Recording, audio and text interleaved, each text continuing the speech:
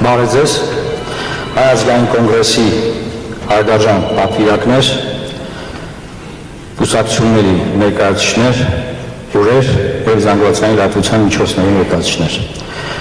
Նախ ուզում եմ շնորհակալություն հայտնել Հայ ազգային կոնգրեսի հրավերի համար այս կարևոր միջոցառմանը։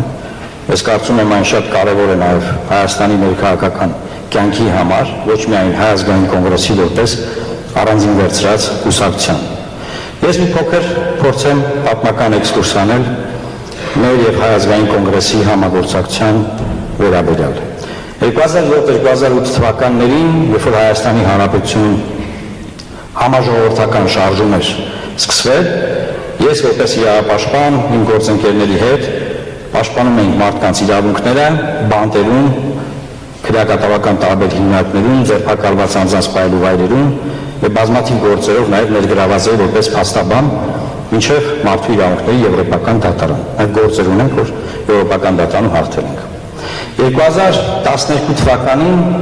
Վանաձորից ընտրվեցի որպես անկախ պատգամավոր և Հայ ազգային կոնգրեսը մտավ խորհրդարան ազգային ժողովի 5-րդ գումարման որպես առանձին խմբակցություն։ Մեր համագործակցությունը շարունակվեց արդեն քաղաքական դաշտում։ 2015 թվականին հիմնադրվեց Լուսավոր Հայաստան կուսակցությունը, որը Հայաստանի Հանրապետությունում երկրորդ ուժն է, որը հանդիսանում է եվրոպական ALDE կառույցի կուսակցության, համաեվրոպական կուսակցության անդամ։ Մեկը Հայ ազգային կոնգրեսն է, մյուսը Լուսավոր Հայաստան կուսակցությունը, որ մենք կիսում ենք ազատական եվրոպական դաշինքի արժեքները, իսկ այդ դաշինքը Եվրոպական միությունում, Եվրոպական պարլամենտում երրորդ ուժն է։ Մենք միասին պայքարել ենք Հայաստանի Հանրապետության շահերի պաշտպանությունը, պատշաճ ներկայացնելով տարբեր միջազգային հարթակներում, որը մեզ ընձեռում է ALDE կուսակցությունը, եվրոպական տարբեր բազմաթիվ հարթակներում։ Մենք շարունակում ենք այս համագործակցությունը։ Այսօր մենք ունենք մի իրավիճակ,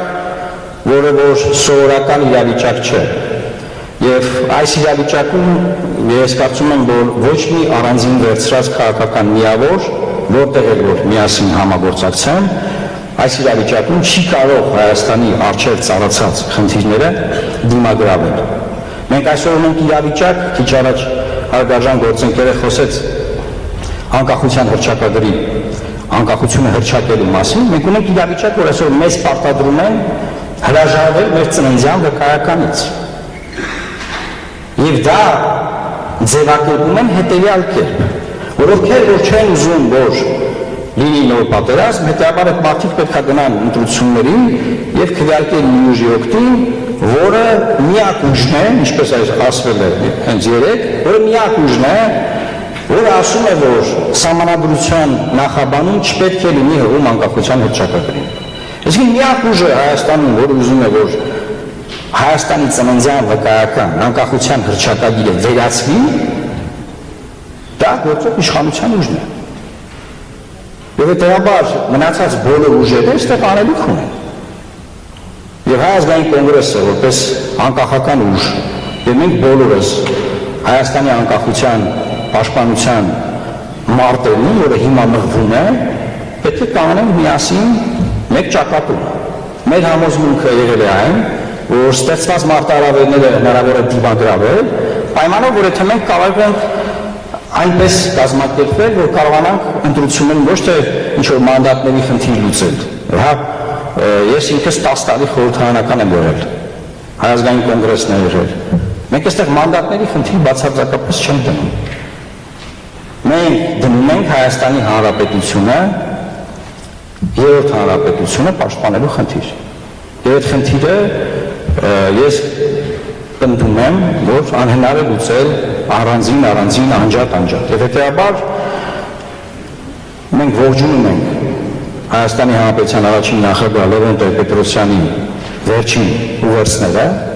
որոնք միտված են Հայաստանում ներքաղաքական դաշտում կոնսոլիդացիայի ապահովմանը և հնարավորինս ավելի խոշոր բևեռով հանդես գալուն, որը կարող է ընտրություններով լուծել Հայաստանի Հանրապետության առջև ծառացած խնդիրները, պաշտպանել Հայաստանի Հանրապետության անկախությունը, ինքնիշխանությունը,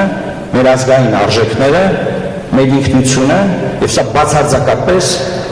կեղծ ձևավորված խաղաղություն թե պատերազմ բաժանման մասին չէ։ Եկող պրոցեսները ամբողջությամբ լինելու են այս բանավեճի շուրջ, բանավեճը բացված է, դաշտը բաժանված է, քիչ առաջ խոսվեց, որ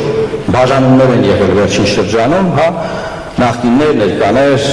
սևեր, սպիտակներ, հիմա նոր բաժանում է արվել։ Ասվում է, մեկ ուժ ուզում է խաղաղություն, ասես բոլորը պատերազմ։ Երեք այդ բաժանումը արվել, շատ թարմ է։ Եվ առաջ ընթացող պրոցեսները սրա մասին են լինելու։ Այն մասին չի, որ Հայաստանը գնում է արևմուտք, Հայաստանը դառնում է ավելի եվրոպական, այն մասին չի, որ ինչ-որ մարդիկ իբր թե Հայաստանի անկախությունն են պաշտպանում։ Ոչ, Հայաստանի անկախությունը հենց պետք է մենք պաշտպանենք, որտեղ մեզ է վիճակված։ Եվ այդ վիճակը գծված է։ Սրա մասին այս քննարկումը։ Եվ ես ուզում եմ այսքանով ամփոփել, կրկին շնորհակալություն հայտնել եւ ողջունել հանրապետության առաջին նախագահին, նրան առողջություն մաղթել եւ Հայ ազգային կոնգրեսի պատվիրակներին մաղթել արդյունավետ համագումար։ Աստված պահապան Հայաստանի Հանրապետությանը։